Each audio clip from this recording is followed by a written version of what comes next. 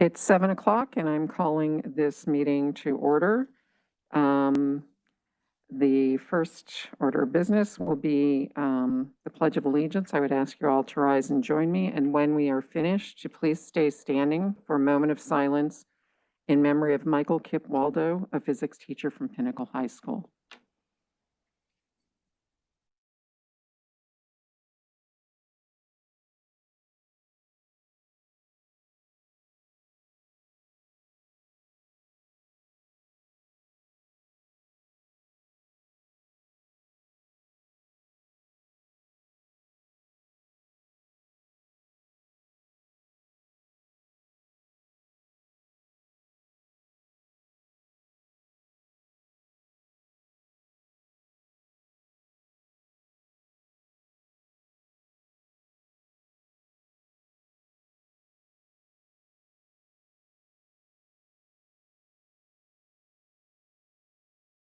Thank you very much.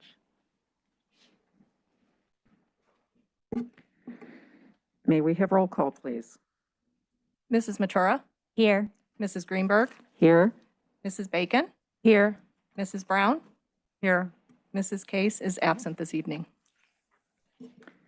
Thank you very much. Next on the agenda is governing board statements. You want to?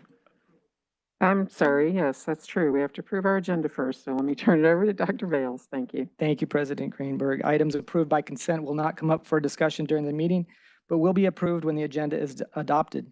This is possible since members of the governing board receive the agenda along with backup materials at least 24 hours prior to the meeting and have time to review and consider all items. Prior to the agenda being adopted, members of the governing board or audience may ask that an item be removed from the consent agenda and brought to the floor for discussion at the appropriate place on the agenda. I would like to offer the agenda as posted. Thank you, Dr. Bales. Does any member of the board wish to move anything from the consent agenda to the approval agenda? Does any member of the audience wish to do so? Seeing none, Mrs. Brown, may we have a motion, please? So moved. All those in favor, please say aye. Aye.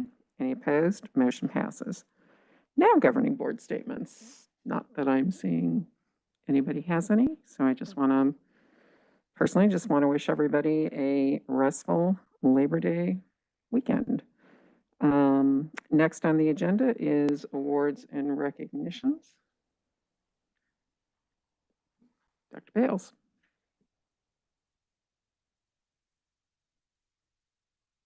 President Greenberg, at this time, I'd like to invite Ms. Susie Seep from Paradise Valley Education Association to the podium to recognize Employee of the Month.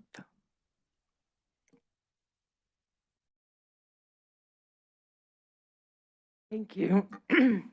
President Greenberg, Dr. Bales, Governing Board and Cabinet, please join me in celebrating Desert Cove's amazing occupational therapist, Melissa Ferguson. Her colleague, Jody Rudolph, nominated her with the following words. Melissa is our occupational therapist. I teach self-contained communication disorders, and Melissa is always flexible and supportive. She goes beyond expectations, works with any student that needs a little help, and never says, no, I can't, or that's not my student. Melissa just smiles and says, sure. She's always asking how she can help. Our students, staff, and parents all love her.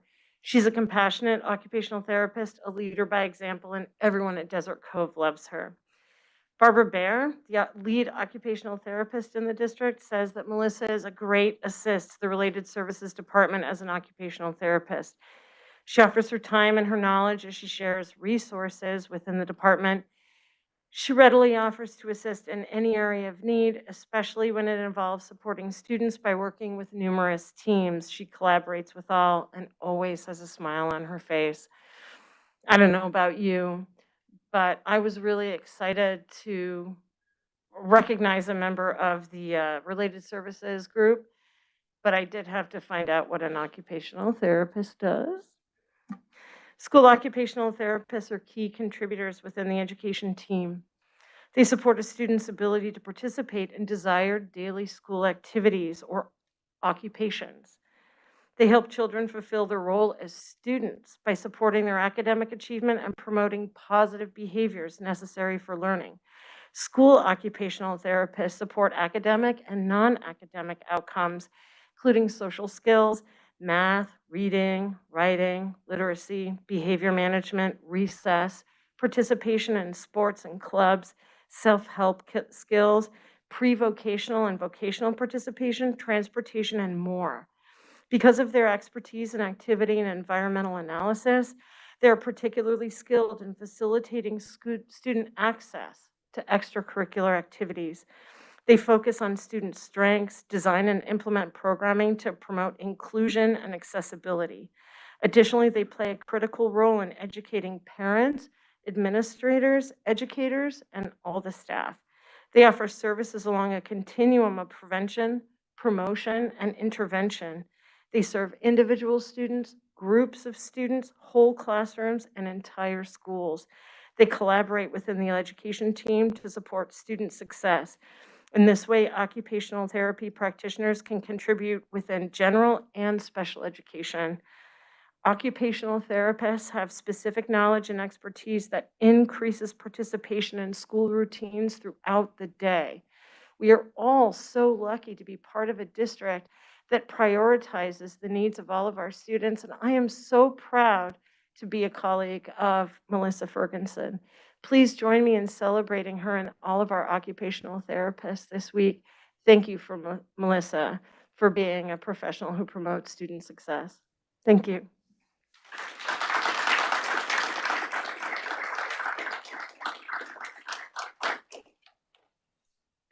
At this time, I'd like to invite Michelle Courtwright, President of the Paradise Valley Support Education Association, to the dais, to the podium. Thank you.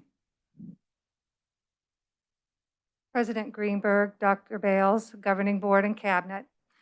It is an honor to present this month's ESP of the Month Award to Diana McDonough. She is an HR tech, and this time of year is a very, very busy time in a public school HR department. And I kept getting calls about one specific tech that kind of had strange hours because she seemed to always be around. When I asked her, why are you doing so much? She said, we have to get these people into a classroom. So that's why she does what she does. And the other thing that hit me on all of these letters, they all said the same thing. It says that human resources can be a very stressful place, but she remains patient with our new applicants. She's eager to assist in any way she can. Diane is one of the most rare people that when you meet her, she becomes family. Customer service goes to her above and beyond level, and you get a privilege when you work with Diana. Diana is a resourceful, polite person that goes out of her way to help colleagues, chaperones, volunteers, and staff. And this one really caught me. She welcomes every new employee with the phrase, "Welcome to Paradise." With everything that is going on right now in the world, to me, that is a huge thing to have somebody know that a smile and a welcome does wonders. And that's what this district is about. So it is my honor to award Diana McDonough with the ESP of the month this year. Thank you.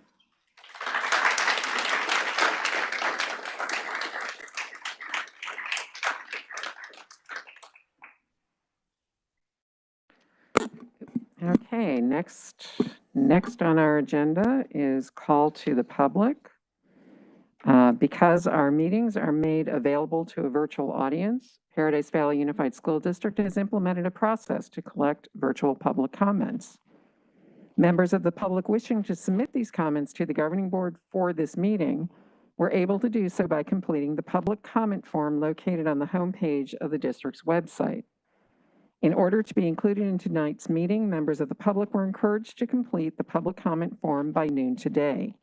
It is important to note all comments related to board agenda items that were received by today's noon deadline were provided to all governing board members and the superintendent's office in advance of tonight's meeting. These comments will not be read aloud during the meeting. We would like to thank our community for voicing their thoughts and providing comments for tonight's meeting. We received a total of 12 comment submissions. Members of the public present at this meeting wishing to address the board on items not listed on the agenda completed speaker cards to be recognized during call to the public. Due to Arizona open meeting law, the governing board cannot discuss or take any action on items not listed on the agenda. Because we have 13 cards, each speaker will have 3 minutes for their remarks. Members of the public who have asked to speak on agenda items will be recognized to do so at the appropriate time during the meeting. We appreciate your input, but please understand that board members may direct questions or comments to staff and other members of the board. After I call your name and you come to the mic, please state your first and last name prior to sharing your comment. The purpose of this and every board meeting is to accomplish the business at hand and to be able to do so openly and collaboratively. To that end, everyone attending the board meeting, whether speaking to the board or not, is expected to observe our meeting rules as well as rules of politeness, propriety, decorum, and good conduct. As I said, we have 13 cards. The first card I have is Summer Bagley. My name is Summer Bagley, and I'd like to discuss the complete debacle that is quarantine in our district. I think it's safe to say that you have no idea what you're doing. What are the metrics for people calling in illness?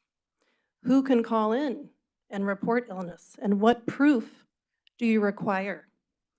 You do not quarantine healthy kids. That is state law. You have an obligation to uphold the laws, ladies and gentlemen. We pay your salary, and we elected you to uphold our rights and the law. An elected board does not make decisions that go against state law or the will of the people, and you seem to be doing both. I didn't elect the teachers union, and they don't pay or have a say in parents' rights and medical jurisdiction. This is not within your scope, and you are liable for the unlawful quarantine of hundreds of kids, not upholding the state law, and making parents think that they have to submit to your unfounded and unscientific protocols. Parents, protocols, mandates, and rules are not laws. It is up to us to say no. You need proof of a positive result reported through the Department of Health in order for any of this to be upheld or taken seriously. Schools do not have medical jurisdiction over your children. You do. You are bullying kids and families, and it's particularly despicable that you view kids in homemade, dirty, flimsy masks that touch all day and wear for who knows how long and store who knows where, made of whatever fibers and weave, to someone be exempt when exposed to sickness. With what data and studies are we backing this up? I think we all know the answer to that. You are deliberately discriminating against kids who do not wear masks and using fear of quarantine to paint them into a corner. The lack of science here is astounding. Do you know what it's called when you force a child to wear a mask for fear of a virus that poses almost no threat to them? It is called child abuse. And as I detailed last week, my children are more likely to die in the car on the way to school by a lightning bolt, cancer, suicide, which has increased 300%, and even the flu, than they are from COVID. Again, you should be ashamed of this, and I call for your immediate resignations.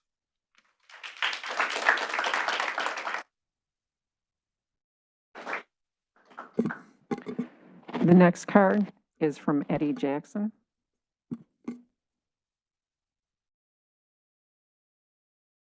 Good evening. Eddie Jackson, father of 4 here in the district. And my child this week, my 5th grade son at Wildfire, was illegally quarantined, despite the fact that we received notification on Monday night and we told the school immediately within hours that he had COVID within the last 90 days. They still held him out on quarantine. Ironically, I was on a business trip to Fort Leavenworth. I had to fly back here and show up at the school office. I was told he was here. So I said, that's fine, I'll come here. As I was waiting in the lobby, I received an email. Your son can come back to school now. This tyranny needs to stop. It's ridiculous what's going on. These quarantines and illegal quarantines of healthy children need to end. And I'm here tonight to speak to the audience at home, the parents. Don't take this from them, okay? I got on a plane, I came back here to fight for my kids. This will only stop when patriots stand up and fight against this tyranny. It needs to end.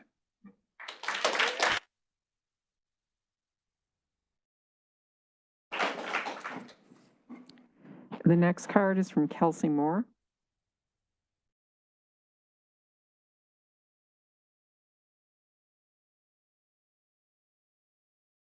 My name is Kelsey Moore.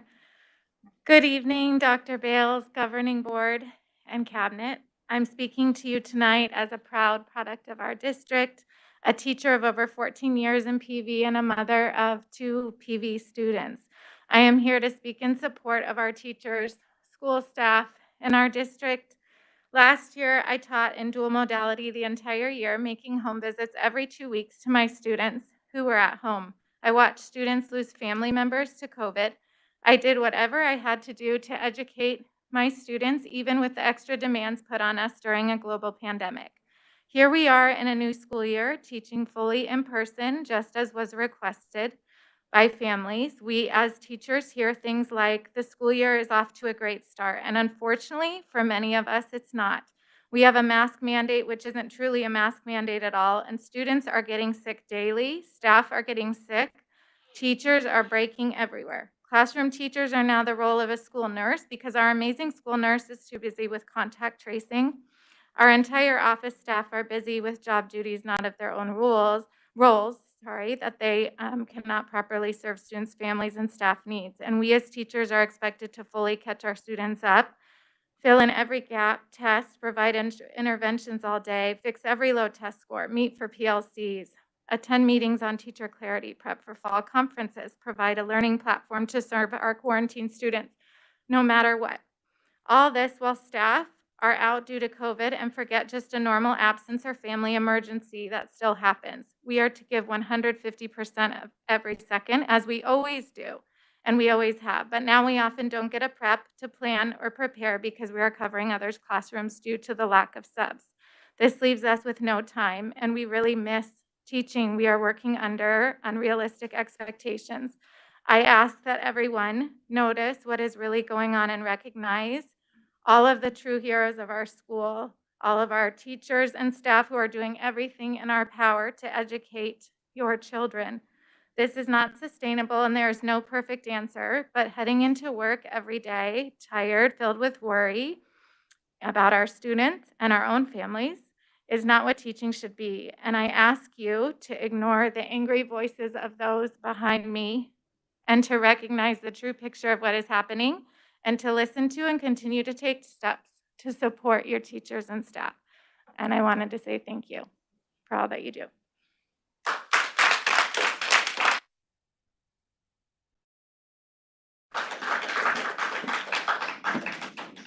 The next card is from Stuart Selden.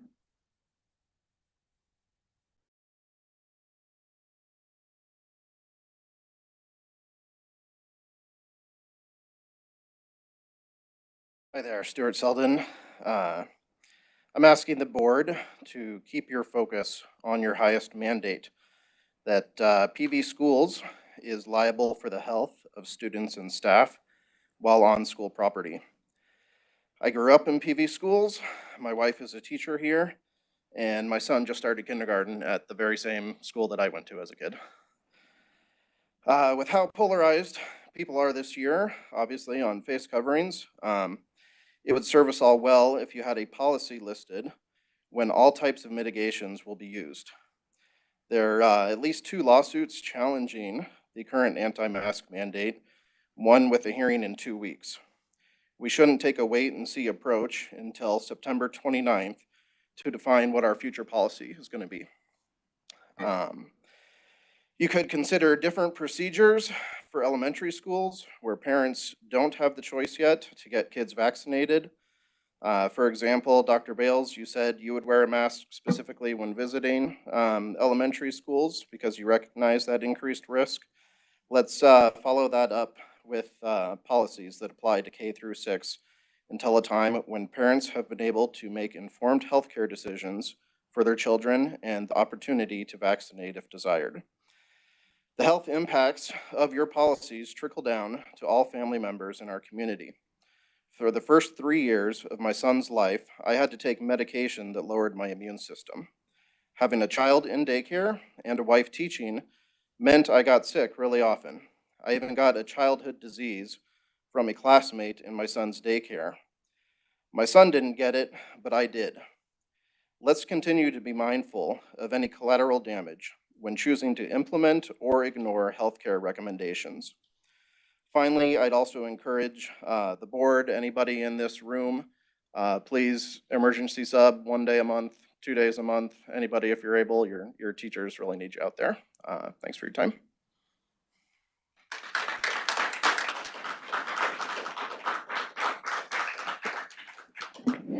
Thank you. The next card is David Hickson.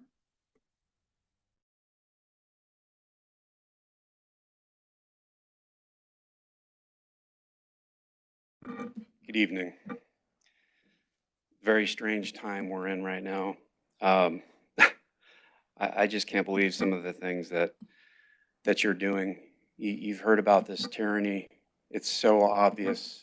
It's so obvious. At the last meeting, I brought up the issue with my daughter and the Chromebook, and I was told, well, that's not the policy here. Only to find out a couple days later through an email that we received from PV that there's been a clarification of the policy to allow the Chromebook to come home. So it's kind of odd. I guess I'm supposed to say thank you for being tyrants and still remaining as such. These masks don't do anything. It's all theater. You all go to a restaurant, and when you sit down at your table, the mask comes off. Is it there's a bubble around us that COVID can't get to us with? I mean, it's just asinine. And I know you probably all have your little get-togethers, as we all do. Some of you, I'm sure, with the Democratic Party or with your teachers' unions advancing CRT and all this other garbage. My body, my choice. You know that phrase, right? My body, my choice. The mask, my body, my choice. A vaccine, which that fraud Fauci corrupted the FDA with to come out and approve it. The next step is vaccine mandates. We're seeing it already in this country. My body, my choice. But I have good news for you and your friend Katie, who's probably, I don't know, maybe she's upset because Texas actually won. The Supreme Court said, no, that's a my body, my choice infringement that's been taken away now, hasn't it? So I don't know. When you're a liberal, you've got to figure out, well, what's my moral position on the issue? You don't know. You got to go look to your golden calf and find out, well, what would Obama say? Oh, Obama, Steele dossier. Remember that Steele dossier? Totally fabricated. And yet you all still watch CNN and all these idiots. And they tell you to wear the mask. And Fauci says, if you're 12 and over, you've got to get a vaccine. You better not mandate vaccines. You cannot do this. And your mask policy should be as simple as it's my body and it's my choice. I will decide if I want to wear a mask because you also know that virus transmits through these masks. That evidence is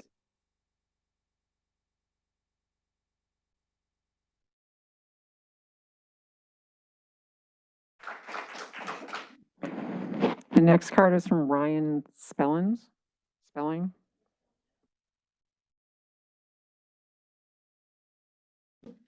Okay, Ryan Spellins. Over this last year, my wife and I have watched the systematic failure of this governing board in educating the children of this district through your selfish desire to play God with COVID-19 and your passion to create racial divisions and hate within our innocent and naturally loving children. Parent after parent gave you real examples of racist and hate-filled language scattered throughout the new social studies curriculum, and several board members confirmed they never read the materials.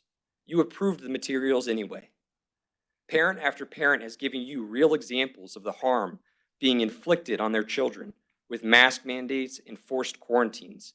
Several even quoted peer-reviewed studies regarding bacteria growth on the masks, reduction of oxygen to their little bodies, and the inability of the masks to block any particles going in or out. You approved mask mandates and quarantines anyway. Parent after parent spoke about the importance of being able to fully speak at these meetings, so you know what is happening to their children and the actual impact to their children based on the policies this board approves at these very meetings. This board played dictator and even stated to this group that they don't have to give us any time. It's a privilege. We also heard that you didn't want to be here too late. I'll tell you what, if the parents want to talk, they should talk, because that is a clear sign that something is going wrong in your district. But you approved stricter limitations to free speech by parents and the community at these meetings. You are not leaders. You are cowards. We will keep our son as far away from you and your staff as humanly possible, and we will celebrate the day you are removed from office and you have to answer for the harm you have caused to these children. Our son will not be attending a PV school when he starts kindergarten next year. And to the parents trying to push our government bodies to remove our constitutional rights in the name of public health, you should be absolutely terrified that these government bodies are actually listening to you, but only you. With that, I'll leave those parents specifically with a quote from a German citizen from World War II. First, they came for the socialists, and I did not speak out because I was not a socialist. Then they came for the trade unionists, and I did not speak out because I was not a trade unionist. Then they came for the Jews, and I did not speak out because I was not a Jew. Then they came for me, and there was no one left to speak for me.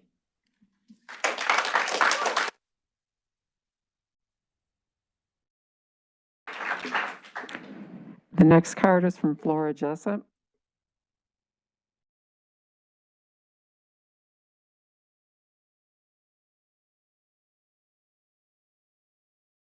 Hi, my name is Flora Jessup, and I'm going to address masks, but I'm also going to address the sexual grooming that is happening in our schools for our children, our kindergartners, our first graders, second graders, third graders, and fourth graders.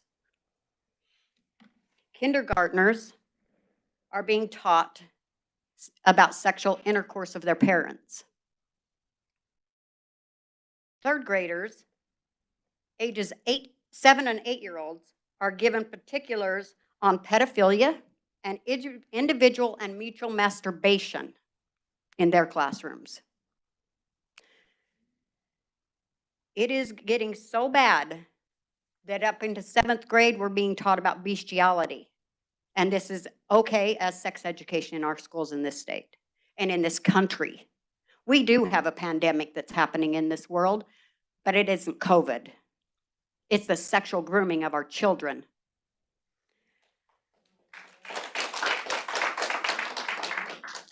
My first grader and my fourth grader came home from school and informed me that there were full male frontal nude photos hanging in their hallways of their elementary school. And you want to know what I was told when I tried to address it? I'm sorry, you're not allowed to go past these doors because of COVID. Really? You want to close campuses to parents so that we don't know what you're indoctrinating our children with? I'm not going to put up with that. I thought about removing my child, but I'll be damned if I'm going to. I'm going to change it. I'm going to tear it to the ground. If I have to print out and take to every residence in the Paradise Valley School District the information that is being taught to our children. I have been on the computer doing research for days. Days. There is no reason why there should be photos of full adult men nude, showing everything to a first grader. It is sexual grooming, and it is not okay. I am so concerned about this. There are so many things that I want to address, and I know that I don't have the time, but there is another one that I want to address. We have school-sanctioned sex education that is a deviant, dominant culture that bullies children using sexually explicit images, that traumatize and groom them for sex abuse. This is the pandemic in this country. It isn't COVID. And if masks work, why the heck ain't parents allowed to go and see what's being taught to their children? Why are we not allowed to access our libraries that our children's books are coming out of?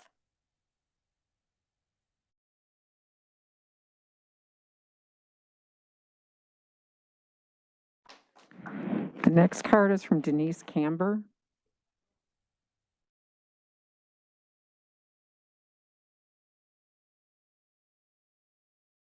Good evening. My name is Denise Camber. The contract tracing occurring at our schools is overreaching.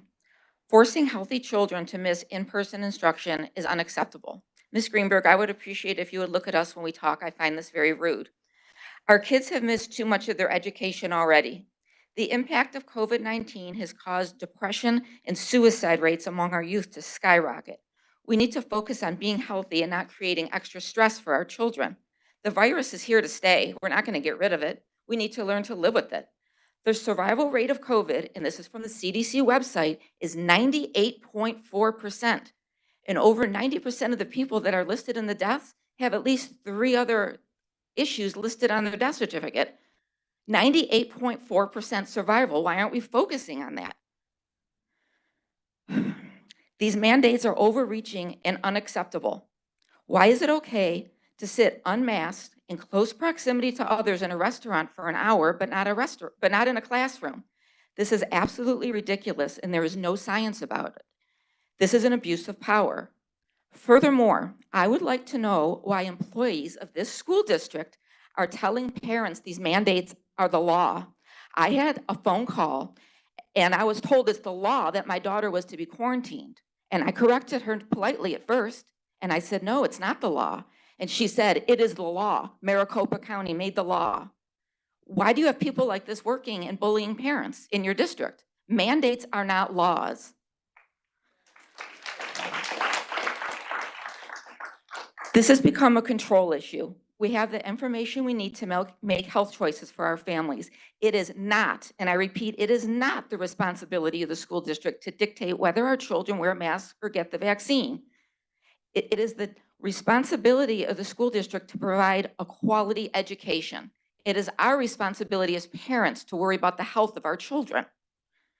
Please focus on providing a quality education.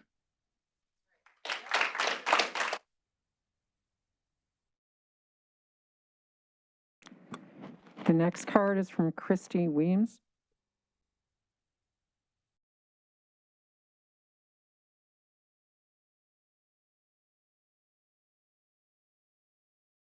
Right. What's it like to be told by so many people that you're a tyrant? I would hate that. Anyway, congratulations on all the brainwashing you've done. You've clearly succeeded in with some people. But I think we've all noticed nationwide the frustration parents are having with their elected governing school boards. You have lost the trust of the people you serve, and we are seeing that in your response to COVID and with the other biased propaganda curriculum that you were pushing. One of your peers, Mr. President Greenberg, do you know him, Scottsdale Unified School District? You all know him.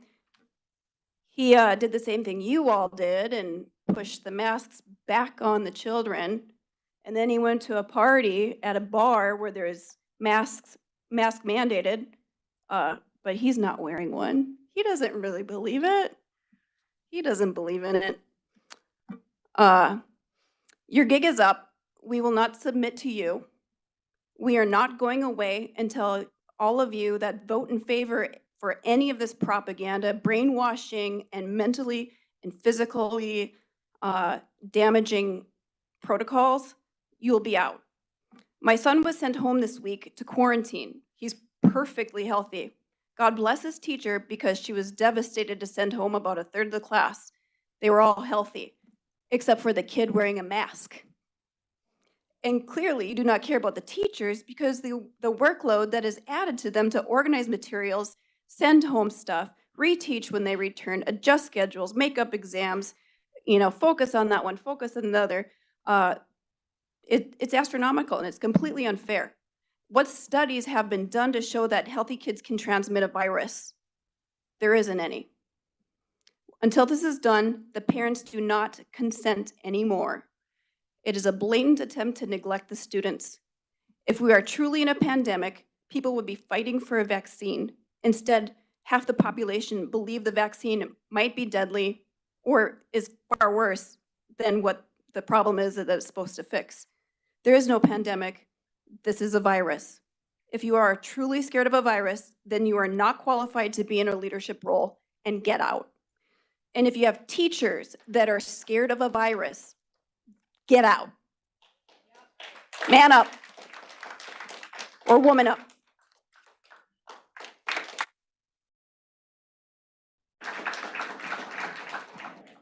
The next card is from Sandra Christensen.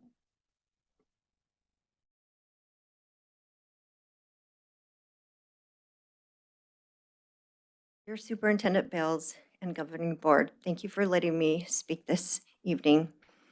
Last time I was here, I addressed the board about my son that got quarantined. He's a high schooler at Horizon High School. He was not sick. He did not have any symptoms. And now that I've had time to really think about what happened and talk to other parents, as well as Congresswoman Debbie Lesko and Nancy Bartow, and share my story, I'm just kind of heartbroken as to what's going on because my son is now experiencing anxiety. He's a very kind person, and I see him throwing things at the wall. I see him very depressed. He's not normally he gets up on his own for school in the morning. I'm having to get him up. When I spoke with Nancy Bartow and Debbie Lesko, it was at a LD meeting, one of the LD meetings. They heard my story, and their solution was take your son out of the schools. You can get $6,700, and that'll show the schools. My comment to them was like, we are here because my son likes his school. He goes to Horizon because they're a nationally recognized choir program, and he's been singing since he was 8 years old, and he's really good at it. He made the top choir this year. That's not a solution for us, nor my Latino family and friends that both parents are working, and they have to take the bus to school, or the kids have to walk. And so throwing money at this from Washington is not going to solve this issue. When I talked to the school nurse to try to understand what the process was for the contact tracing and quarantine, it just boggled my mind. I'm going to start with the contact tracing just quickly. Contact tracing is looking at seating charts and kids saying, oh, I sat with so-and-so, I sat with so-and-so. That's not really officially contact tracing, but that's how they're doing it. My son, who again he tested negative for COVID, by the way, and they still didn't let him back in school. He still got quarantined. I'm sorry, I'm just upset because I don't know how to help my son, and I want him to thrive in this environment. He's smart. I told him that he was smart and beautiful, and you know what he told me? Mom, we're the dumbest generation. And where would he get that? Where would he get that? He must be, I don't know if that's from the schools or what, but I'm seeing this vibrant young man turn into this depressed teenager. So we will no longer comply with these lockdowns and unnecessary quarantines. I'm sorry, but we will not comply any longer.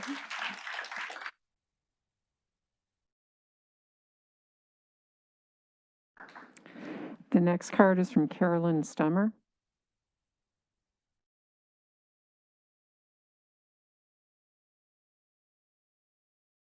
Caroline Stumer. I have two children, one at Explorer, one at Sky Crossing Elementary. And of course, they reintroduced the mask mandate.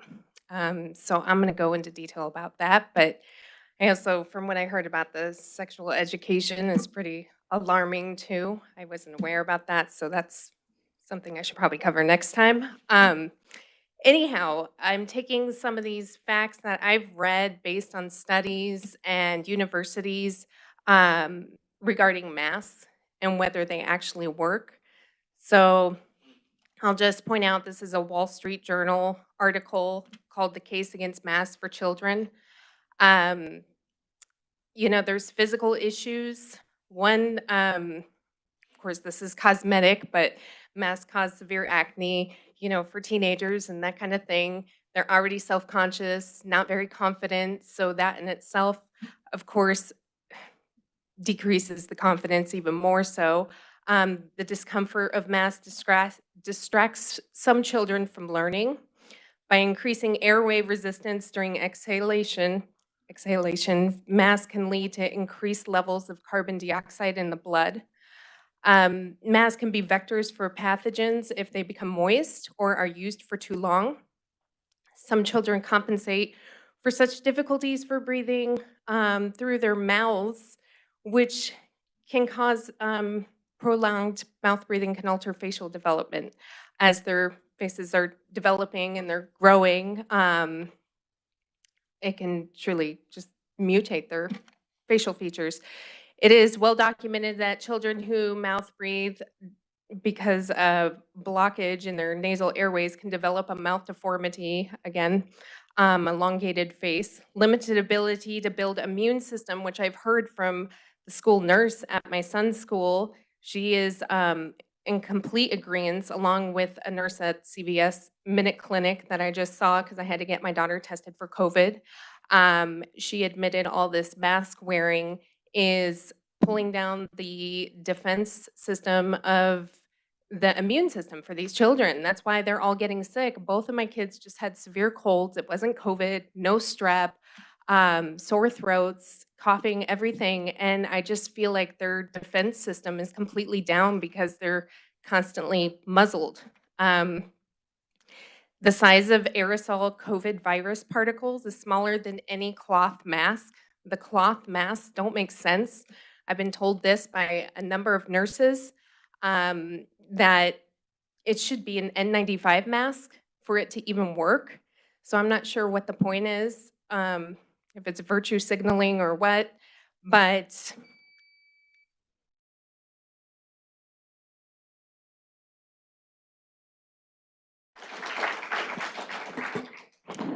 The next card is Wendy Mahler.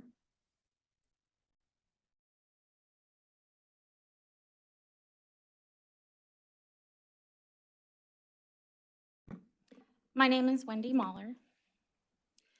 And what I'm about to say, the information that I'm bringing up today, I would like to be on the agenda in the next meeting and addressed, looked into, and what is the name of this teaching? This is an assignment given to a junior in psychology at Horizon High School just last week. Here's the assignment. You are to conduct research on ethics. You must survey 15 people and ask them the following 6 questions. For each question, use the following scale.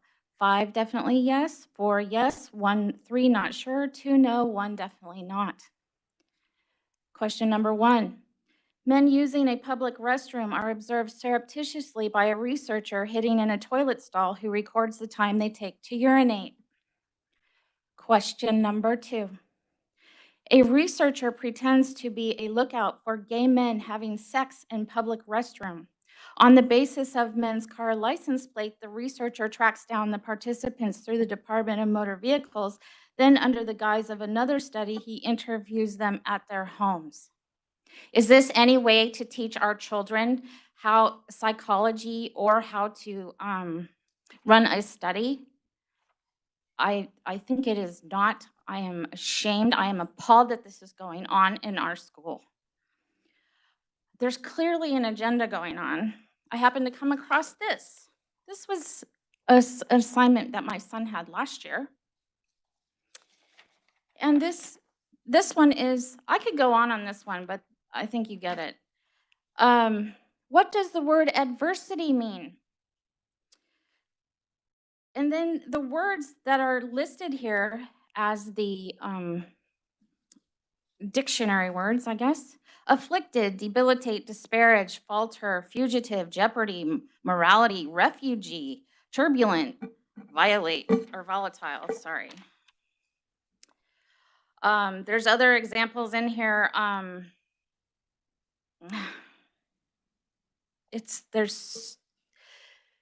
There are way other examples in here that are clearly having an agenda. Adversity, again, here's another word list. Has the word mobilize, persevere, resilient, zealous, gall, console, conviction, fortitude. I mean, what's going on? Is this what social emotional learning is? Is that what this is? I'd really like to know. Another assignment, my child had to read a short story or a book called Taboo. And the directions are to write about how you feel. I thought the teachers were here to teach and not find out about how my child feels. That is for me, that is for his friends, that is for his family.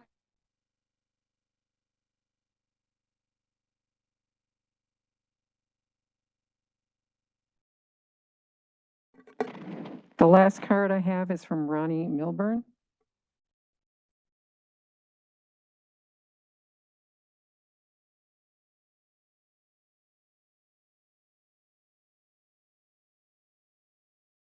Hey, President Greenberg, Dr. Bales, Governing Board, and Cabinet.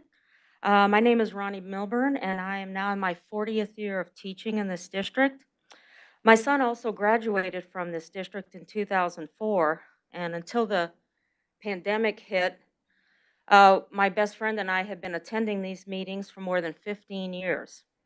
So I'd like to make an observation and give a couple of quotes. I do not know the political persuasions of the board members, nor Dr. Bale, because it is irrelevant. I do know their concerns are for all students in this district.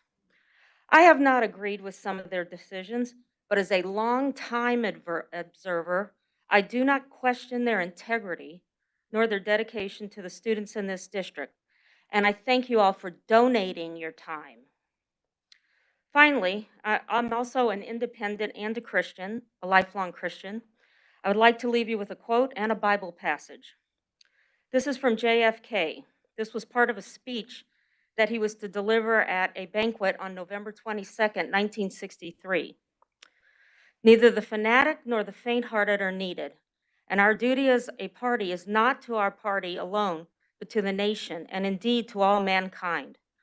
Our duty is not merely the preservation of political power, but the preservation of peace and freedom. So let us not be petty when our cause is so great. Let us not quarrel amongst ourselves when our nation's future is at stake. And from Philippians chapter 2, verses 1 through 4. Therefore, if you have any encouragement from being united with Christ, if any comfort from his love, if any common sharing in the Spirit, if any tenderness and compassion, then make my joy complete by being like-minded, having the same love, being one in spirit and of one mind. Do nothing out of selfish ambition or vain conceit. Rather, in humility, value others above yourselves, not looking to your interests, but each of you to the interests of others. Thank you.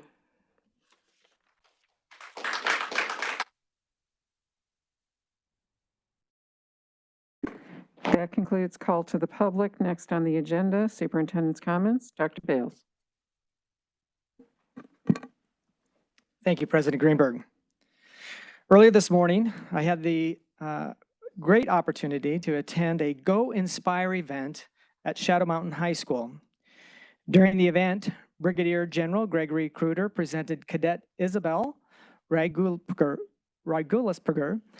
with a Silver Valor Award, which is the highest Air Force Junior ROTC award one can receive for a voluntary act of heroism. Student Catalina Dick was also presented her flight wings for becoming a pilot over the summer. Junior ROTC cadets from all over the state attended the event. General Kruder inspired cadets to remember the things they can control. There's 3 things he emphasized they can control. First, their positive attitude, their preparation, and their effort. Great advice for all of us. Last week, Principal Chad Cottle gave Maricopa County School Superintendent Steve Watson and I a tour of our newest school, Sky Crossing Elementary. During the tour, we visited classrooms where students proudly showed us projects they were working on. Mr. Cottle enthusiastically showed us some of the things that make Sky Crossing special. Some of the highlights included an aviator's mural, inspirational quotes, and a really cool sky bridge. This summer, we had 2 students selected for T-Gen's Bioscience Leadership Academy. Alyssa Anderson, a junior at Paradise Valley High School, and Julian Claris Gautier, a senior at North Canyon High School, were selected. This very selective program admits only 20 Arizona high school students to participate in the 2-week program, and each program graduate receives a $1,000 scholarship. Congratulations, Alyssa and Julian. Congratulations to Michelle Landerville, a bioscience teacher in the Center for Research in Engineering, Science, and Technology at Paradise Valley High School, who earned an honorable mention in the Teacher of the Year category of the 2021 Governor's Celebration of Innovation Awards. Congratulations, Michelle. As we work toward a new PV Schools website launching later this year, staff are beginning the tedious work of preparing our current website for the refresh.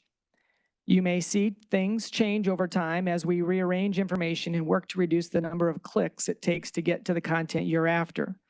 For example, this week, our COVID-19 dashboard was merged with our COVID-19 main information. Changes like this will ultimately streamline our website and make the transition later this year much easier. September is Suicide Awareness Month. The pandemic has affected everyone, and I know it has caused stress for our students, our staff, and our members of the community. If you are a student and you're struggling and need help, or you're a parent who has a child that needs help, please reach out to Teen Lifeline at 602-248-TEEN or the National Suicide Prevention Lifeline at 1-800-273-TALK. As a reminder, the Teen Lifeline number is available for text or call. It's on the back of all middle and high school student IDs. As a reminder, we continue to offer a free robust drive-through testing program here at the district office Monday through Friday. Testing occurs in the northwest corner of the lot. We are currently working with In-Office DX to expand on Saturdays, and we will share more information as it develops. Finally, our schools are on the verge of a crisis in terms of help needed. We still have multiple vacancies and desperately need substitute teachers. I'm very proud of the teachers, support staff, and administrators going above and beyond to cover vacancies and absences. I cannot sugarcoat the issue. It's real, and our staff members are already exhausted. I call on our community to step up, sign up, and be a part of the solution. The state leaders and more money is not going to solve this immediate need and crisis. We are in the process of establishing some contingency plans to deploy administrators, including myself and cabinet members, certified and non-certified personnel from the district office to help cover our schools too. If you can help, please go to jobs.pvschools.net and apply now. And those are my comments, Mrs. Greenberg. Thank you, Dr. Bales. Next on the agenda, we have items for approval. First is consideration of resolution number 507, and I turn that over to Mr. Long. Good evening, President Greenberg, Governing Board, Dr. Bales, Cabinet, and PV community. Tonight, I bring forward for consideration and approval resolution number 507, a grant agreement between the Arizona Office of the Governor and Paradise Valley Unified School District. This grant agreement between the Arizona Office of the Governor and PVUSD will authorize use and provide funds from the American Rescue Plan Act to the district to support Project Momentum.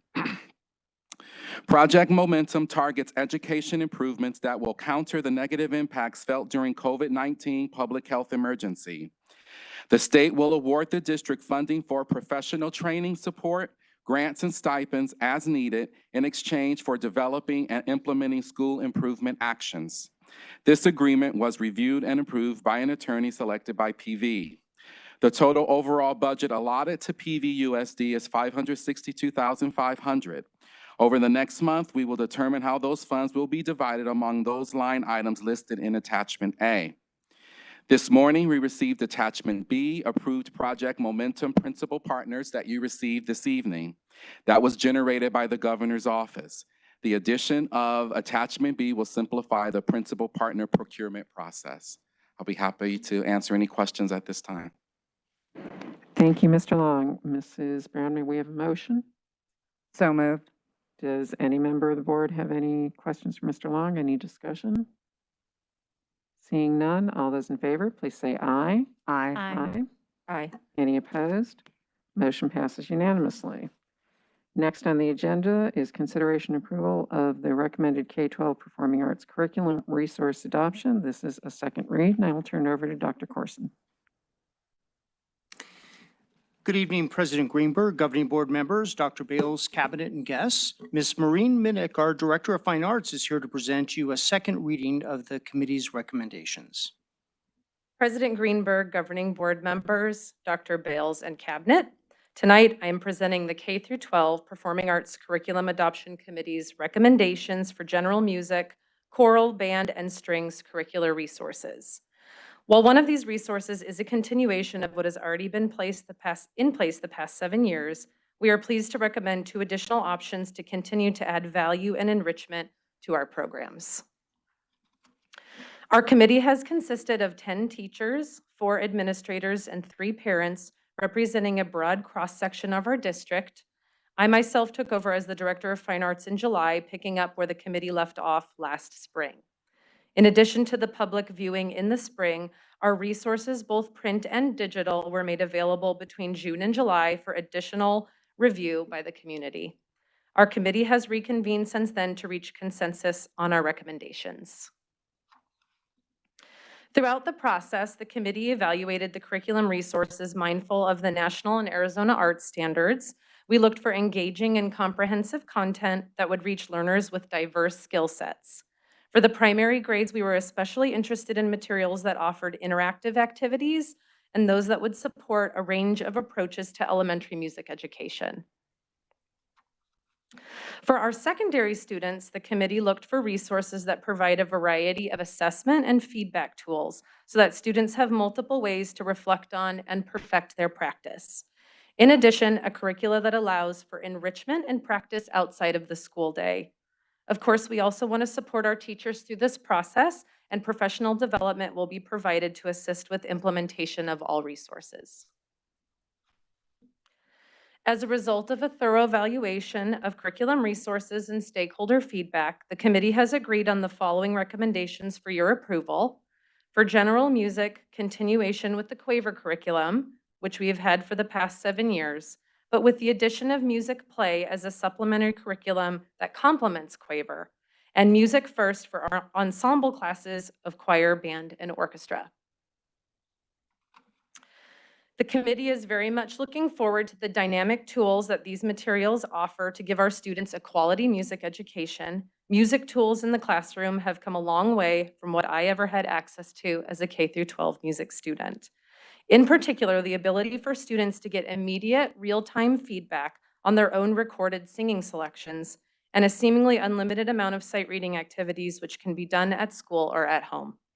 Easy access to a library of assessments and planning tools that can guide teachers' instruction is also a huge benefit.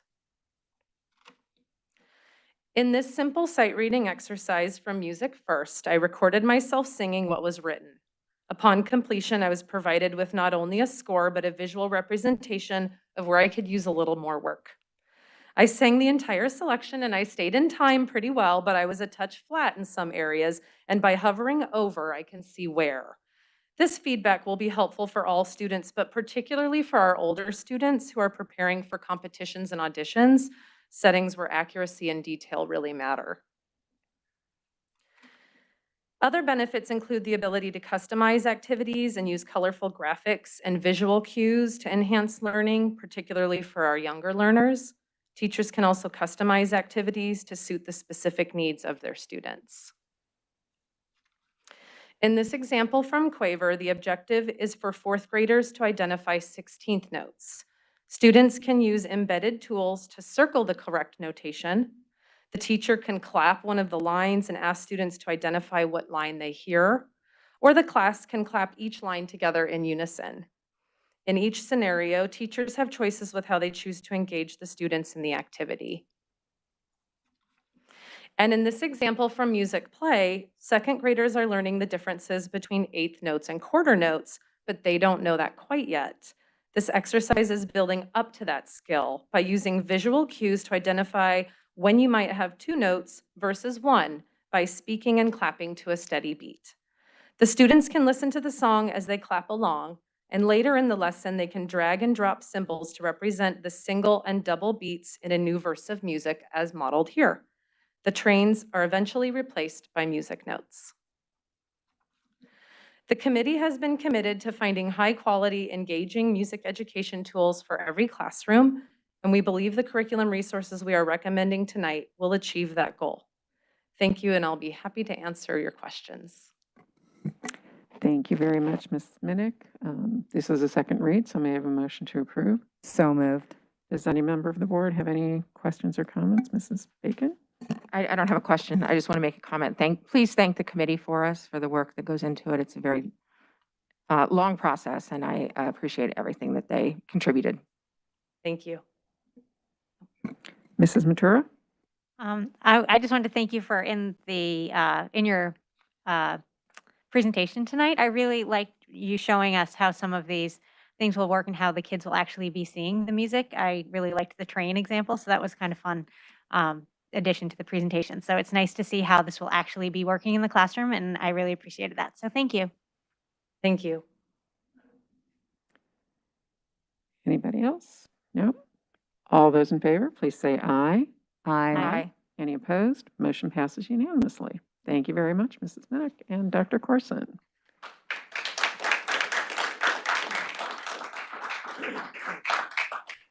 Next on the agenda is consideration approval of GMP number 1. I will turn it over to Ms. Berrigan for more information.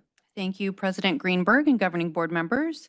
Chase Building Team will be overseeing the last phase of Pinnacle High School Performing Arts Center renovations. The guaranteed maximum price includes renovations of the stage, house, lobby, restrooms, ticket booth, new LED lighting, seating, sound system, acoustic panels, and some exterior upgrades as well. The budget still remains under $8 million for this renovation project, and the entire project is expected to be complete by the week of May 30th, 2022. And I'm happy to answer any questions you may have. Thank you. Mrs. Brown, may we have a motion? So moved. Does anybody have any questions for Ms. Berrigan? I see Mrs. Bacon. The only question I have is we're utilizing bond money for this, correct? Correct. Voter approved bond money. Voter approved bond money. Thank you. Anyone else? All those in favor, please say aye. Aye. Any opposed? Motion passes unanimously.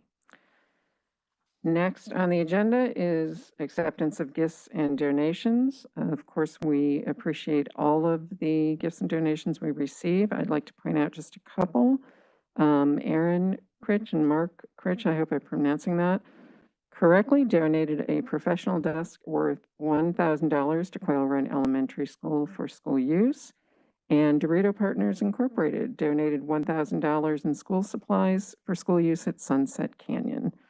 Again, thank you if anyone here is from any of our donors. Thanks in person. And Mrs. Brown, may we have a motion to approve? So moved. All those in favor, please say aye. Aye. Any opposed? Motion passes unanimously. Next, we have items for discussion, and we have a series of recommended policy revisions, and we're going to go through one by one. I will turn it over to Dr. Bales to begin. Thank you, President Greenberg, Governing Board, and guests. Just a couple quick comments about the next 24 discussion items. These are policy revisions as a result of legislative action, and all these policy revisions will come with a short explanation by the appropriate Assistant Superintendent or myself. And it should be noted that the policy revisions come from two considerations. One, our membership at ASAB provides some recommendations, and secondly, our legal counsel works with us to finalize policy recommendations for your consideration. These are first reading, so they are just discussion items tonight. The first item is for policy BDF. These are advisory committees.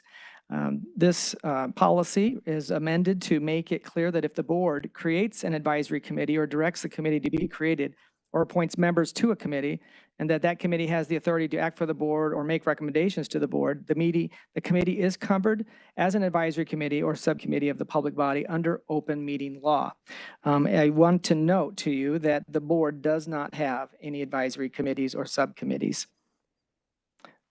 And we'd be happy to answer any questions on this policy amendment. Does any board member have any questions for Dr. Bales? Seeing none, we'll go to BEDD.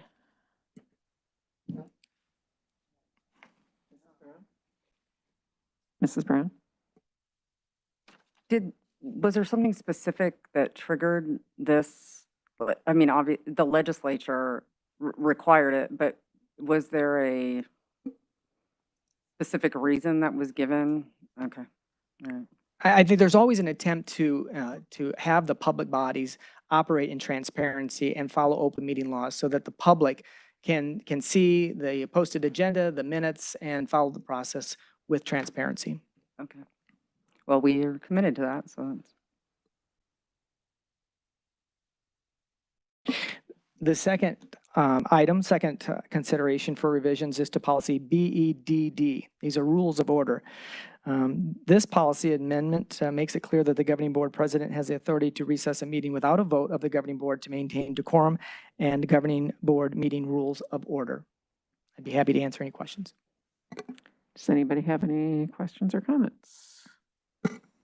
Seeing none. Okay, those were the two Dr. Bales was going to present, and I will turn it over to Ms. Berrigan for DIE. Thank you, President Greenberg and governing board members. Policy DIE comes to us from House Bill 2018 pertaining to audits and financial records, which prescribes a requirement for school district governing boards to publicly accept all audits and compliance questionnaires by roll call vote. This language has been added to Arizona Revised Statute 15914. I'm happy to answer any questions. Does anybody have any questions or comments on this one? All right, next is revisions to policy DJ. Ms. Berrigan? Policy DJ comes to us from House Bill 2210, which amends Arizona Revised Statute 15342, allowing governing boards subject to ADE policies to provide food and beverages at school district events, including school functions and trainings. It requires school districts that provide food and beverages to abide by the Arizona Constitution's gift clause and follow Arizona's law regarding travel and subsistence, gifts and grants, and this includes federal grants. Happy to answer any questions. Anybody have any questions or comments? I just have a quick question. What's the actual change here? I would say that there's not necessarily a change. This was already permitted. If there's a Attorney General's opinion from 2010 that from the perspective of most of us in school districts already permits this, but dot in the I guess.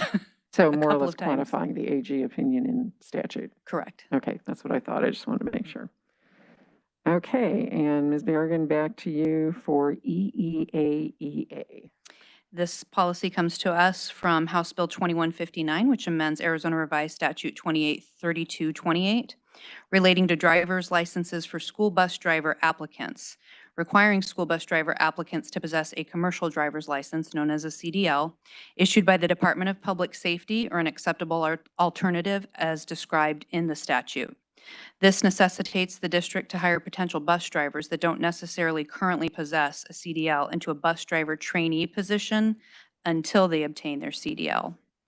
Once the CDL is obtained, the employee will be moved to a bus driver position, and there is no change in pay for this. Happy to answer any questions. Thank you. Does anybody have any questions or comments? Is this going to make it easier to get bus drivers? Not necessarily. I don't think Okay. it makes it any harder either, though. Okay. It's just a hoop we have to jump through. Just another area that we're severely short. 29% employees. short. 29 people. Okay. 29%. 29%. Yes. Okay. Thank you. Mhm. I was thinking, Julie, that that it would be a rural district thing, like if you're on the border of like New Mexico or California and somebody wants to come over and be a bus driver, that if they had some other kind of driver's license. So I didn't even think about it making it easier just for our district, but you know. Yeah, I think the districts on the border, it's, this gives them a lot more flexibility. Yeah. Thank you. Next on the list is Governing Board Policy GCB. Dr. Holmes. Madam President, members of the board, this is the first reading for consideration of a revision to Policy GCB, Professional Staff Contracts and Compensation. This recommended revision updates the policy to conform to ARS 15341, requiring a total compensation statement to be annually provided to employees. And I'll note we actually already do this. This will require a slight revision addition to our current process. And I'm happy to answer your questions. Thank you, Dr. Holmes. Does anyone have any questions? Excellent. GCF. Next, this is the first reading for consideration of a revision to policy GCF, professional staff hiring. This recommended revision updates the policy to conform to ARS 15505, prohibiting the district from hiring certificated persons whose certificate has been suspended, surrendered, or revoked unless the State Board of Education has subsequently reinstated the certificate. And I'm happy to answer your questions. Thank you very much. Anybody have any questions? Mrs. Brown? What is the change? It seems so obvious to me that this would be a policy. Like, is it just clarification? I have the same question myself. We wouldn't do this. We don't do this. Yeah, I was going to say, is it standard practice to hire people that have had their license revoked? Well, I can tell you we do not do this. Okay, thank you. Sure. Okay. GCH, Dr. Holmes.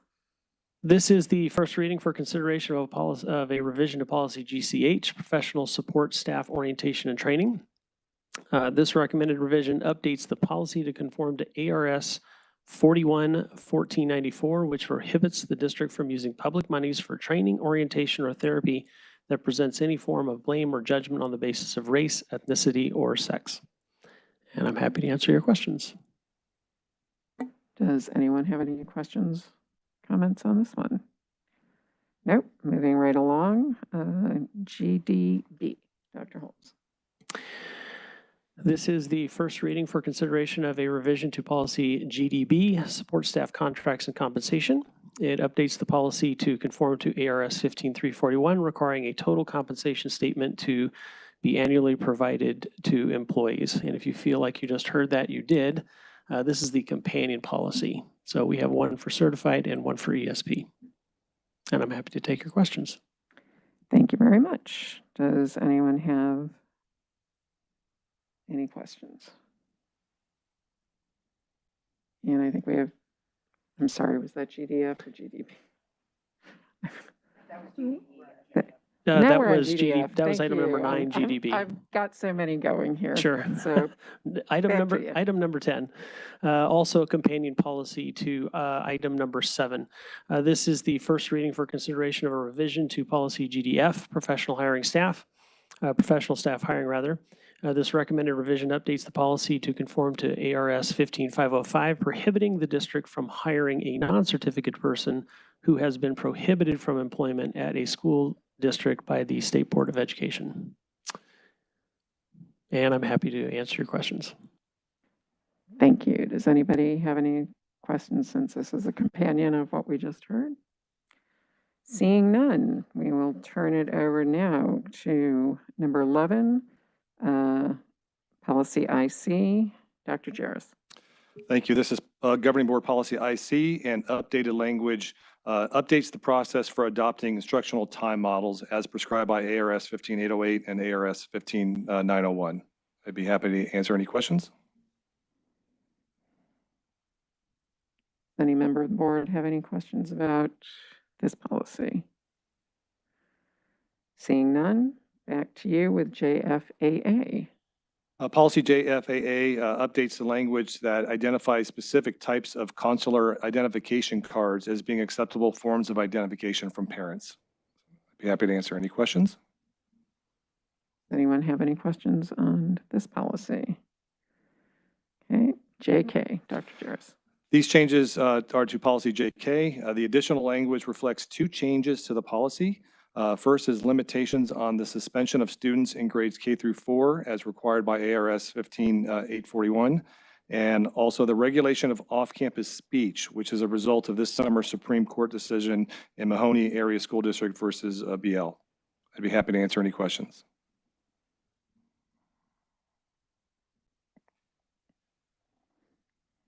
Does anyone have any questions? Nope. JKD, please. JKD is very connected to the previous one regarding student suspension, and the changes are including the additional language that reflects limitations on the suspension of students in grades K through 4, also required by ARS 15841. Do we have any questions or comments on JKD? And last on your list, Dr. Jarris, JKE. And I like it so much, I'm going to say it 3 times. These changes are to policy JKE, and they include the additional language that reflect the limitations on the suspension of students in grades K through 4 as required by ARS 15841. And are there any questions on JKE? If not, we move to IHA and Dr. Corson. Good evening. Policy IHA, Basic Instructional Program. This language updates the year 2022, for which districts must have a K-3 staff member at each school receive training related to dyslexia as required by ARS 15-211. I'll be happy to answer any of your questions. Thank you, Dr. Corson. Does anyone have any questions on this policy? Seeing none, we have IHA-MD. Which is our board policy regarding instruction and training in suicide prevention. This language requires districts to include information related to suicide hotlines on all student identification cards for grades 9 through 12 as required by ARS 15-160. PV Schools provides contact information from Team Lifeline currently on student badges. Thank you. Does anyone have any questions on this policy? Sorry, next, seeing none. Next, we have IJ. Dr. Corson. Great. Policy IJ, Instructional Resources and Materials. This language updates the definition of textbook to also include digital content. Does anybody have any questions on this one? Seeing none, IJJ. Dr. Corson. IJJ follows very similar to policy IJ, this time focusing on textbook supplementary materials selection and adoption. And again, this language updates the definition of textbook to also include digital content. Thank you. Does anyone have any questions or comments? Seeing none, next is policy IMB. Policy IMB, which is teaching about controversial sensitive issues. This language states that a teacher, administrator, or other employee of a school district, charter school, or state agency may not use public monies for instruction that presents any form of blame or judgment on the basis of race, ethnicity, or sex, as required by ARS 15-717.02.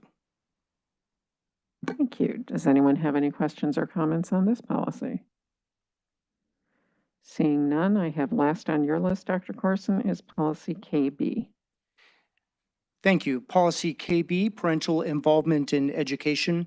This language reiterates that parents must opt in to instruction, learning materials, or presentations related to sexuality as required by ARS 15-102 and ARS 15-113. PV Schools' Human Growth and Development curriculum is currently an opt-in curriculum, which meets the intent of this law. Thank you. Does anyone have any questions or comments? Seeing none, our last three, Mr. Long, first is JFAB. Policy JFAB, tuition admission of non-resident students, now includes updated language, which identifies specific consular identification cards as acceptable forms of identification. Does anybody have any questions or comments on this policy? Seeing none, next is JFB. Mr. Long. Policy JFB, open enrollment. The additional language brings us into compliance regarding new open enrollment procedures and processes. Major changes include language that states open enrollment information and open enrollment policy must be easily accessible from the homepage on each school's website and must be available in English and Spanish. It will now be required for each school to have posted on their school website the total capacity of students enrolled at each grade level and specialized programs. Those websites must be updated a minimum of every 12 weeks. If there are not enough available seats, a wait list will need to be created. Parents can request their status on the wait list. New language was also added to address enrollment priorities, the most significant being that enrollment preference is given to resident pupils prior to being open to out-of-district students. This is a major change as PV resident students on a wait list will be prioritized over those students who are outside of school boundaries. This process will need to be made clear on school websites and the district websites. Parents will be able to contact the Arizona Department of Education regarding any open enrollment complaints and concerns.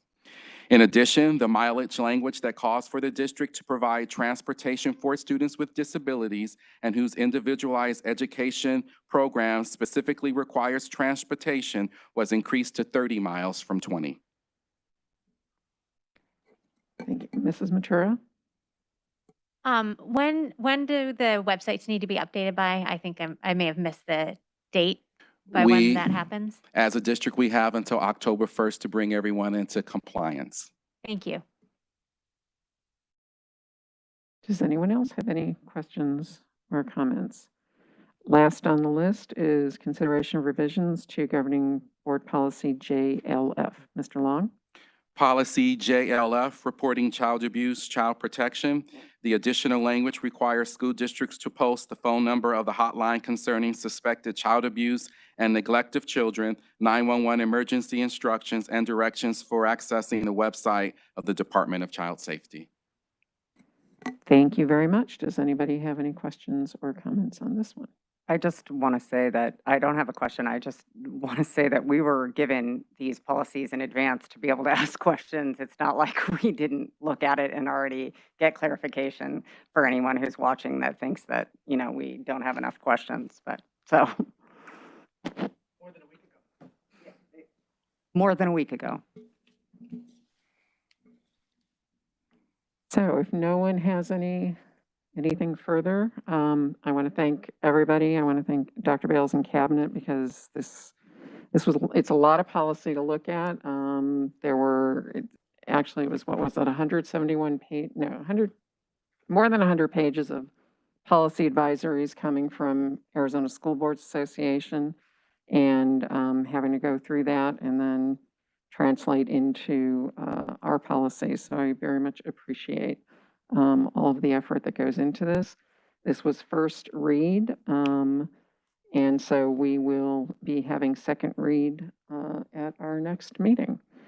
And with that, we've reached the end of our meeting. So Mrs. Brown, may I have a motion to adjourn? All those in favor, please say aye. Aye. Any opposed? Motion passes. We are adjourned.